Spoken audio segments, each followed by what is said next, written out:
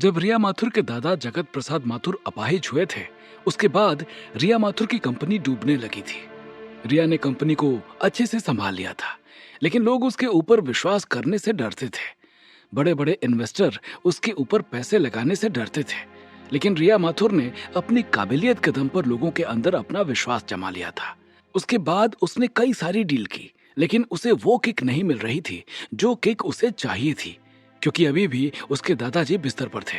इसी बीच डॉक्टर अरुण देव वर्मा ने उसे सजेस्ट किया कि अगर गोल्डन हनी सकल का प्लांट, जो हजारों वर्ष पुराना हो, वो मिल जाए और उसकी जड़ को पीसकर जगत प्रसाद माथुर को दिया जाए तो शायद उनके पैर ठीक हो सकते हैं।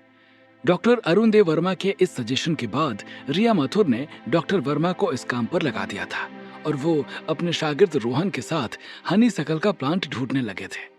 लेकिन लाख कोशिश करने के बाद भी उन्हें वो प्लांट नहीं मिला था। इधर डॉक्टर वर्मा हनी सकल का प्लांट ढूंढ रहे थे और उधर दूसरी तरफ सिद्धार्थ को पारद मिल चुका था। सिद्धार्थ के पिता महेश हनी सकल के प्लांट की खेती करते थे और उसे बाजार में बेचकर थोड़ी बहुत रकम कमाते थे। सिद्धार्थ ने पारद की मदद से नॉर्मल हनीसकल प्लांट को ही हजारों वर्ष पुरानी क्वालिटी वाला हनीसकल बना दिया था। रिया माथुर को जब वो हनीसकल का प्लांट मिला तो उसने कई लाख रुपए देकर सिद्धार्थ से वो प्लांट ले लिया था। उसके बाद सिद्धार्थ ने उन्हें सब्जियां सप्लाई करनी शुरू कर दी थी, जिसे अपने होटल मिडनाइट में बेचकर रिया ने लाखों रुपए कमाए थे। लेकिन फिर यहीं से सब गड़बड़ होनी शुरू हो गई थी। रिया ने डॉक्टर अरुण देव वर्मा और करणवीर के साथ मिलकर सिद्धार्थ के द्वारा उगाई गई सब्जियों के बीजों पर रिसर्च करना शुरू कर दिया था। रिया को यह बात बिल्कुल भी नहीं पता थी कि सिद्धार्थ जो सब्जियां उन्हें सप्लाई कर रहा है, वे सब्जियां पारद की जादुई बारिश से पैदा की गई हैं। यहाँ भी रिया माथुर सक्सेस हो जाती, लेकिन डॉक्टर वर्मा के एक्सीडेंट ने सब बिगाड़ कर रख दिया था। रिया की कंपनी घाटे में जाने लगी थी, जिसके बाद उसने राजस्थान की एक कंपनी जो उसके नाना लक्ष्यराज सिंह राठौर उर्फ हुकुम साकी थी से डील करनी चाहिए, लेकिन जगत प्रसाद माथुर के हस्तक्षेप की वजह से वो भी नहीं हो पाई। उसके बाद जगत प्रसाद माथुर को हार्ट अटैक आना, करणवीर का मारा जाना, हुकुम सा का सिद्धार्थ को बुलाने पर डील करना और फिर सिद्धार्थ का अचानक से गायब होना, इन सब चीजों ने रिया माथुर को तोड़ कर रख दिया था। उसने सिद्धार्थ को सब जगह ढूंढा था। सिद्धार्थ को ढूंढने के चक्कर में उसने अपने आप को गला लिया था, लेकिन उसका भी कोई फायदा नहीं हुआ था। आज जब आधी रात को अचानक से अमन ने उससे ये कहा कि उसने सिद्धार्थ को ढूंढ लिया है, तो रिया माथुर को एक पल के लिए विश्वास ही नहीं हुआ कि अमन जो कह रहा है वो सही है। ऊपर से सिद्धार्थ के राजस्थान में मिलने की बात उसके लिए सोने पर सुहागा जैसी थी। तुम्हें ये जानकारी कहां से मिली अमन? रिया माथुर ने सवाल किया। आप थोड़ी देर वेट करो, मैं आपके पास ही आ रहा हूं, अमन ने जवाब दिया और फोन काट दिया था। अमन का घर रिया माथुर के माथुर विला से करीब 20 मिनट की दूरी पर था। अमन के द्वारा ये सूचना मिलने के बाद रिया माथुर की बेचैनी हद से ज्यादा बढ़ चुकी थी। वो बार बार घड़ी को देखते हुए बंगले के अंदर टहल रही थी। करीब 20 मिनट बाद अमन नायक की कार आकर रिया माथुर के बंगले के बाहर रुकी और रिया खुद ही दौड़कर मेन गेट के पास पहुंच गई थी। चूंकि रिया खुद बंगले के गेट के पास खड़ी हुई थी, इसलिए सिक्योरिटी ने भी अमन से बिना सवाल जवाब किए हुए गेट खोल दिया था और अमन नायक की गाड़ी अंदर आ गई थी। अमन कार से उतरकर रिया माथुर के पास पहुंच गया था। रिया माथुर के चेहरे पर फैली हुई चमक इस बात का सबूत दे रही थी कि सिद्धार्थ के मिलने की खुशी उसके लिए कितनी मायने रखती है। कैसे पता चला अमन कि सिद्धार्थ राजस्थान में है? रिया ने चहकते हुए सवाल किया। रिया के सवाल करने के बाद अमन ने कोई जवाब देने के बजाय अपना मोबाइल निकालकर रिया माथुर को पकड़ा दिया था और उसमें एक वीडियो चला दिया था। जैसे जैसे वो वीडियो चल रहा था, वैसे वैसे रिया माथुर के चेहरे की चमक बढ़ती जा रही थी। रिया मोबाइल ले जाकर फिर से गार्डन में बैठ गई थी। उसने पूरा वीडियो देख लिया था और उसे अमन की बात पर पूरा विश्वास हो गया था। ये वीडियो तुम्हें मिला कहां से? रिया माथुर ने अमन से सवाल किया। एक सोशल मीडिया प्लेटफॉर्म से, उसी पर एक लोकल न्यूज चैनल के पत्रकार ने अपलोड किया था। मैं सिद्धार्थ सर्च कर रहा था तो रिकमेंडेशन में आ गया था, अमन ने जवाब देते हुए कहा। अमन की बात सुनकर रिया इतना खुश हो गई थी कि उसने आगे बढ़कर अमन को गले लगाकर उसके गालों पर किस कर लिया था। हालांकि उसने अमन के गालों को खुशी से किस किया था, लेकिन रिया माथुर के होठों को अपने गाल पर महसूस करके अमन का चेहरा शर्म से लाल हो गया था। और किसी ने तो ये वीडियो नहीं देखा? रिया ने सवाल किया।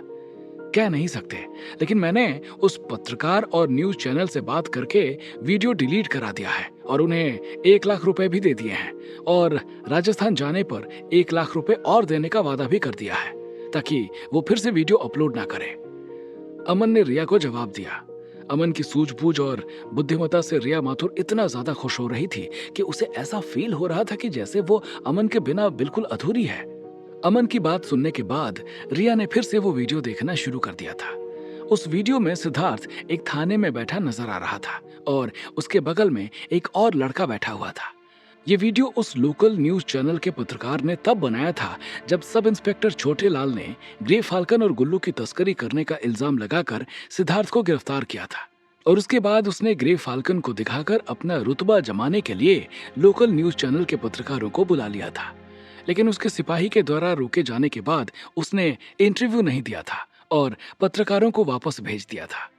बाकी सब पत्रकार तो वहां से चले गए थे, लेकिन एक पत्रकार ने चुपके से सिद्धार्थ का वीडियो बना लिया था और फिर उसे अपने न्यूज चैनल पर सनसनीखेज बनाकर अपलोड कर दिया था। लेकिन उसका वीडियो चला नहीं था। जब वो पत्रकार छुपकर सिद्धार्थ का वीडियो बना रहा था तब उस टाइम उसने सब इंस्पेक्टर छोटेलाल और फिर बाद में सिद्धार्थ को छुड़ाने आए पृथ्वीराज के मुंह से सिद्धार्थ का नाम सुना था, इसलिए उसने कैप्शन में सिद्धार्थ का नाम डाल दिया था। और जब अमन ने सोशल मीडिया पर सिद्धार्थ सर्च किया तो आज वो वीडियो अमन के सामने आ गया था। ये जगह राजस्थान में कहाँ है अमन? रिया ने फिर से वीडियो देखने के बाद अगला सवाल किया।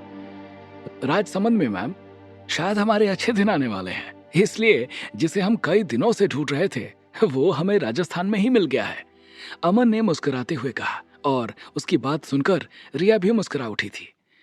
सुबह होते ही पहली फ्लाइट पकड़कर हमें राजस्थान निकलना है, तुम टिकट निकाल लो अमन, रिया माथुर ने अमन से कहा। सुबह के करीब 7 बज चुके थे। सिद्धार्थ, अभिमन्यु समेत बाकी सारे लोग उठ चुके थे, लेकिन रात में उनके साथ आया हुआ श्रवण कुमार अभी सो ही रहा था।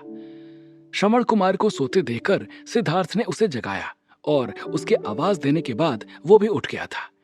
करीब 20 मिनट के बाद देविका सबके लिए नाश्ता लेकर आ गई थी और उसके बाद सब लोग नाश्ता करने में व्यस्त हो गए थे।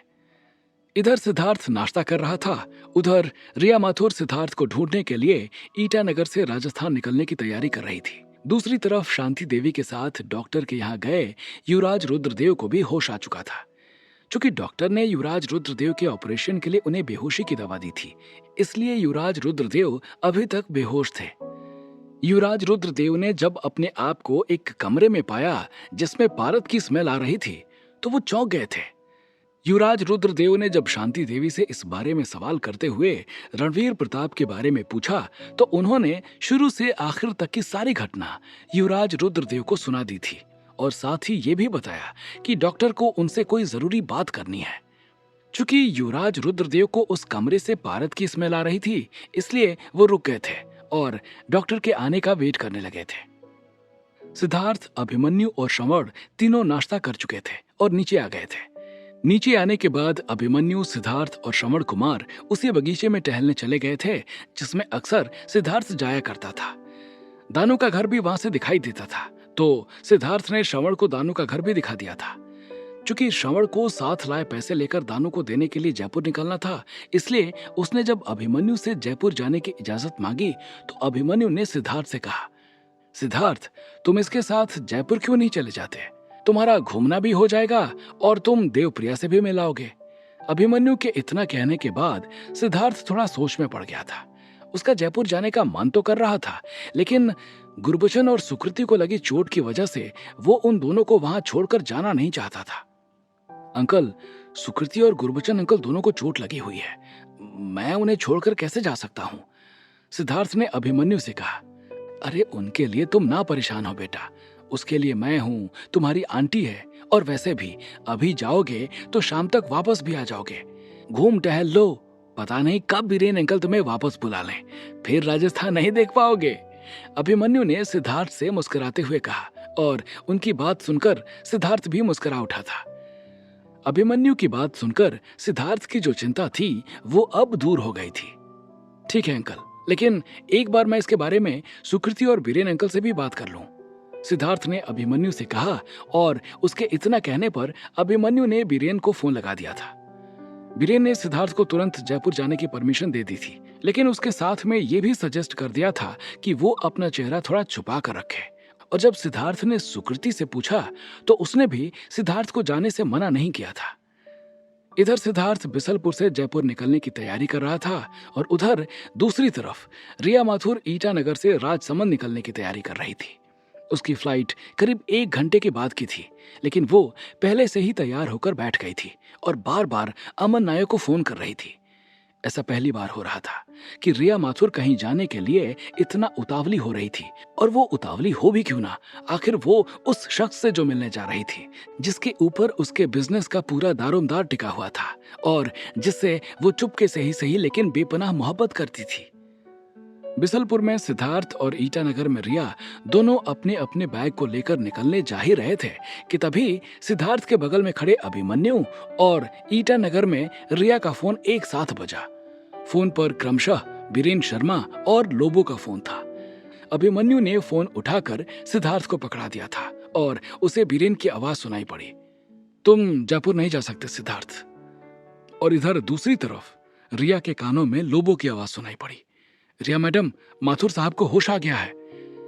बीरेन द्वारा सिद्धार्थ को रोके जाने से और लोबो से उसके दादा के होश में आने की बात सुनकर दोनों एक साथ चौंक पड़े थे और दोनों अपनी जगह पर जड़वत खड़े थे और उनका चेहरा भयानक रूप से पीला पड़ चुका था।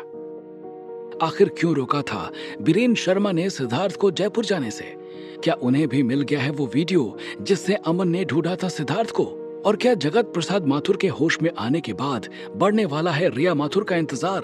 क्या जगत प्रसाद माथुर फिर से अटकाएंगे रिया माथुर के राह में कोई रोड़ा, या फिर रिया हो जाएगी कामयाब राजस्थान जाने में? क्या होंगे इन सभी सवालों के जवाब? हमें कमेंट करके जरूर बताएं और आगे की कहानी जानने के लिए सुनते रहिए भूमिपुत्र सिर्फ पॉकेट एफएम पर।